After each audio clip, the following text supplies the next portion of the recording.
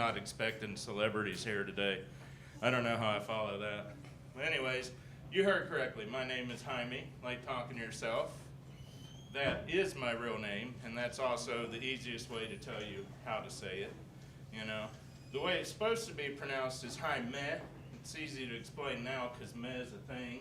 It's usually my attitude concerning most things as well. And when I first started using my real name was in like rural North Georgia. And let's face it, you know, rednecks have a hard enough time with anything different. So I heard it all. Hemi, hammy, homie, hemlock, hymen, everything but what it should have been. When I make it Jaime, suddenly even the good old boys can speak Spanish. Oh, Jaime, that's cool, man, I like that. So this is my first time here tonight on a Monday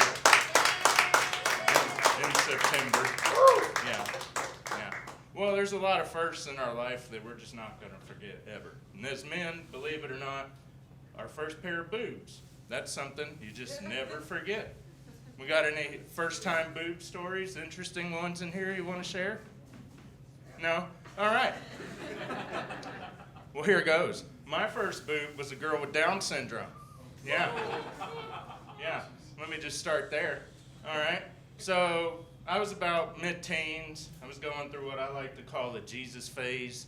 And we were helping out at a summer camp for like kids with developmental disabilities. And I was a part of the VBS this year.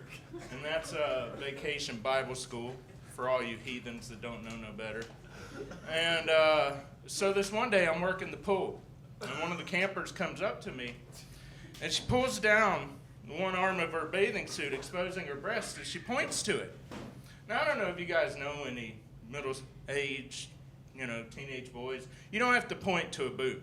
The second a boob's out, the guy knows it. They draw attention to themselves. But anyways, she points to it like there's a name tag there, and she says, "That's me.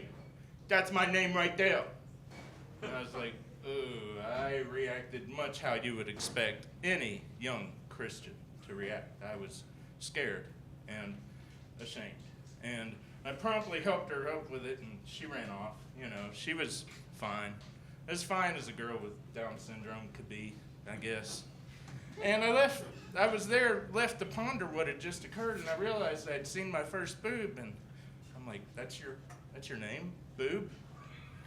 Tit? And then the hormones kicked in, and I was like, well, if that's your first name, what's your last name? And what do I do with that? What do you do with that information, knowing you've got a fetish now for nice boobs?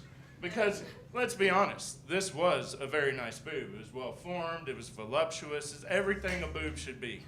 So her brain probably wasn't on par, but the growth of her boob was not retarded in any way whatsoever.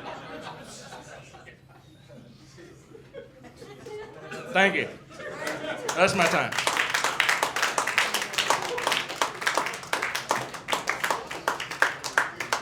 Y'all give it up for Jaime, everybody.